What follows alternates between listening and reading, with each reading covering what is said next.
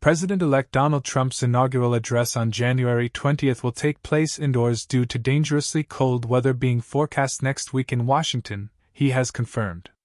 The address, as well as other speeches, will now take place inside the U.S. Capitol's rotunda, rather than outside the building. The inaugural parade will also be held indoors at Washington's Capital One Arena in downtown Washington, about 1 mile, 1.6 kilometers, away, along with all 3 inaugural balls. The last president to be sworn in indoors was Ronald Reagan in 1985, when cold weather also plagued the U.S. Capitol. In a statement posted to his Truth social media platform, Trump said that he does not want to see people hurt or injured in any way amid the freezing temperatures. It is dangerous conditions for the tens of thousands of law enforcement, first responders, police K9s, and even horses, as well as hundreds of thousands of supporters. In any event, if you decide to come, dress warmly, he added. The Capital One Arena will also be open for a live viewing of the inaugural address. Trump, who has a rally planned there on Sunday, said he would visit the arena after being sworn in at the Capitol. A planned parade will now take place in a modified form. It is unclear whether it will now take place inside. Extreme cold has been forecast in Washington, D.C. on Inauguration Day, with temperatures expected to hit a low of -11 C, 12 F, and a high of -5 C, 23 F. With wind chill factored in, the temperature will feel significantly colder.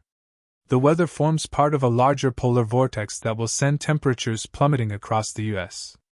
Everyone will be safe, everyone will be happy, and we will, together, make America great again, Trump wrote.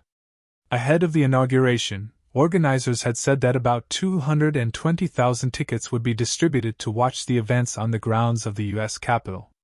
Those without tickets would also have been able to view the ceremonies on the National Mall. Alternate plans will now be required for those visitors, as well as the tens of thousands of others expected in the city. Trump said that other inaugural events, including his rally on Sunday and 3 separate official inaugural balls on Monday evening, would take place as planned.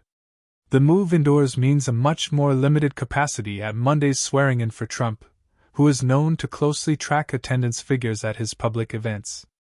After his first inauguration, he claimed 1.5 million people had attended on the National Mall. But crowd size experts said the numbers were about a third of the estimated 800,000 to 1 million people who attended Barack Obama's one in 2009.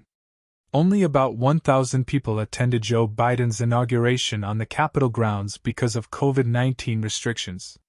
In 1841, then-President William Henry Harrison, 68, gave the longest inauguration speech in U.S. history in cold, wet conditions.